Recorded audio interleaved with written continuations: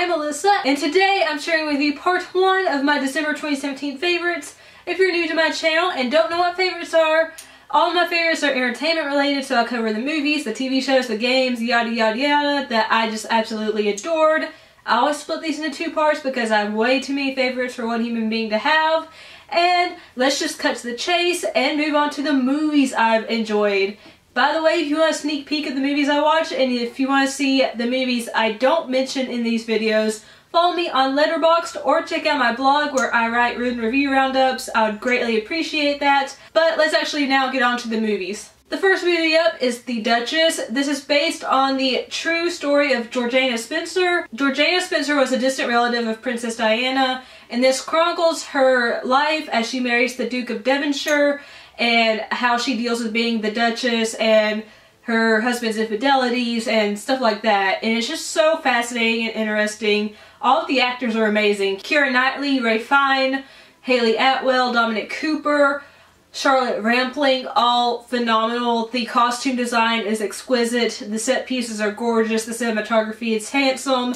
And I was just so absorbed in this story. And I really want to learn more about Georgina Spencer now since seeing this film. The next movie up is Amores Perros. And Amores Perros is a movie that if you are a dog lover, this movie will fuck you up, okay? Do not watch this if you are an extreme dog lover. I had no idea what this movie is about. I started watching, started sobbing like a baby. But this film is about 3 different people who are all connected by one terrible event. And it examines each of their lives and the connections to the dogs that they are close to. This is a brutal film, it's emotional, it's bleak, but it's also in a way inspiring. It teaches you the messages of love, what you will do for the people you love, even if it's like crazy shit. It's just, it was powerful.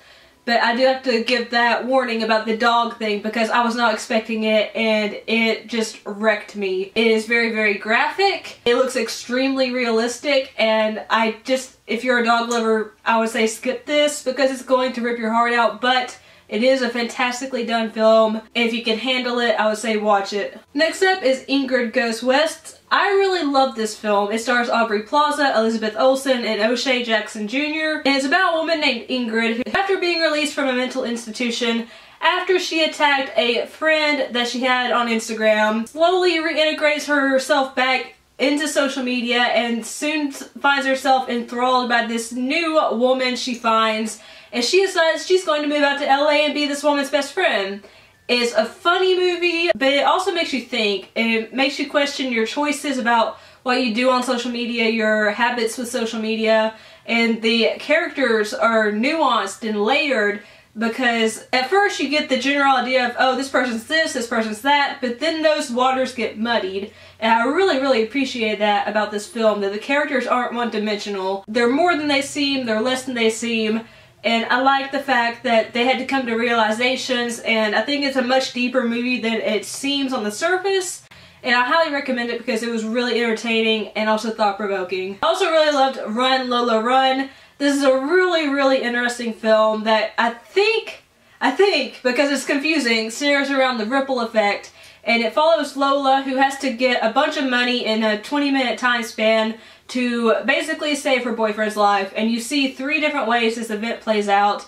I think it's so interesting because Tom Tykwer, if that's not how you say the director's name, I'm sorry. He integrates animation and just all these different elements, and it's just so compelling. And even if you're like, what the fuck's happening? It's still so fascinating to watch, and I cannot wait to rewatch this to try to pick up clues that I missed previously. Next up is Election. This is actually the first Alexander Payne film I have seen, and I really enjoyed it. I thought it was very smart. I loved the performances from Reese Witherspoon and Matthew Broderick, and now I want to watch more Alexander Payne films. It was smart, it was funny, but it also made you think, and it made you think about what you would do to get what you wanted. And it does delve into some deep topics, but it handles it in a humorous way, so I really, really enjoyed Election. I was so happy that I got to see Lady Bird this month. It finally arrived at my hometown theater, and it was magnificent. Saoirse Ronan is everything in this film.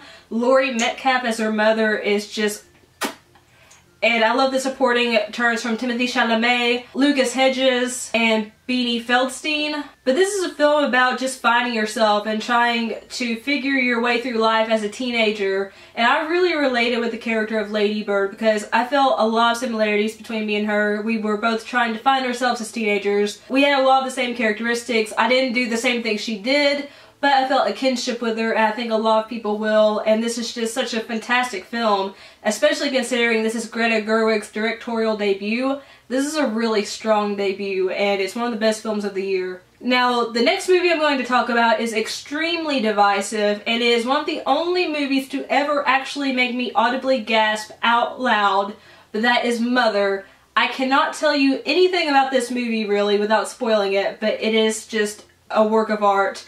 You're either gonna love it or hate it. If you love Darren Aronofsky films, you'll probably love this because I'm a huge Aronofsky fan. If you hate his films, you are going to fucking hate this film. But it is a work of art. It can be interpreted in so many different ways. I do know what the true meaning of the film was about, but you can interpret it however you want.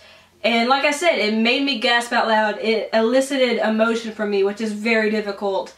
And I need to see this movie again because, oh my gosh, it was just such a mindfuck. That's all I can say. And the last movie I want to talk about in part 1 is another divisive movie, but not for the same reason, and that is Star Wars: The Last Jedi.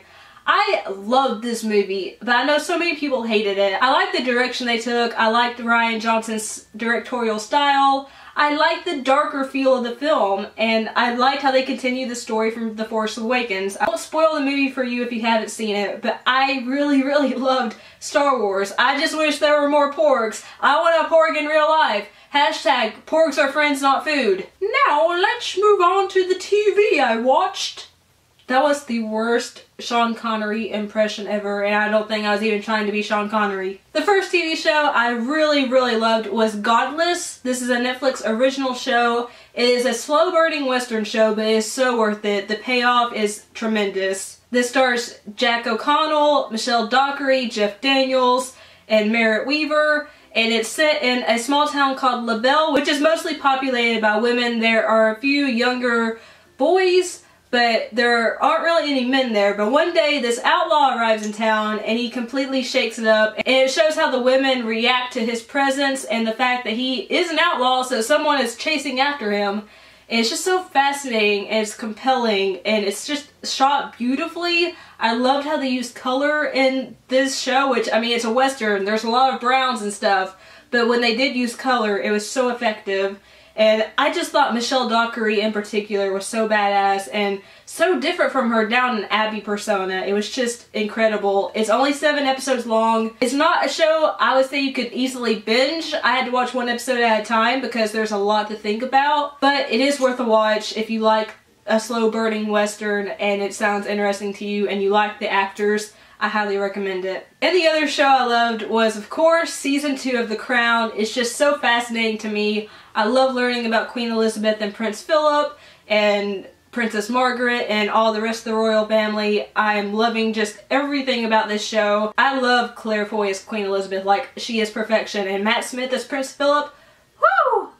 Just, if you haven't seen The Crown yet and you're interested in the monarchy, definitely check out The Crown because it is one of the best shows out there right now. And lastly, a game I've really enjoyed has been Master Blaster Zero for Nintendo Switch. I had never played Master Blaster before, and I've never really played a Metroid kind of game ever, but I am really enjoying Master Blaster Zero. It looks fantastic on the Switch. At first I was like, oh my gosh, I can't get a grip of these controls, but after a while I got used to the controls. The game does get frustrating, especially when you keep getting beat by a boss, but it has that draw to it. When you finally beat a boss, you feel this immense rush of satisfaction and you feel like a badass.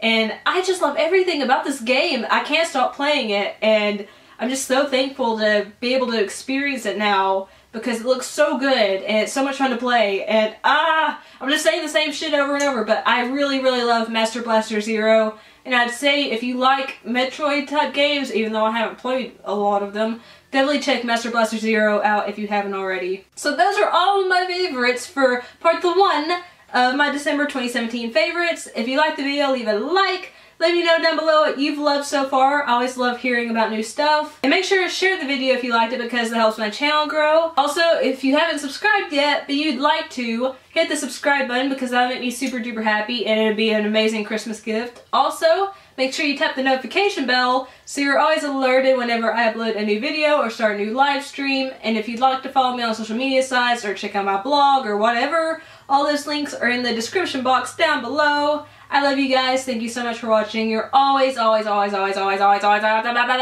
my favorite. Peace and kisses. Bye! That's such an annoying bye, I know. Bye! I don't know if that's better.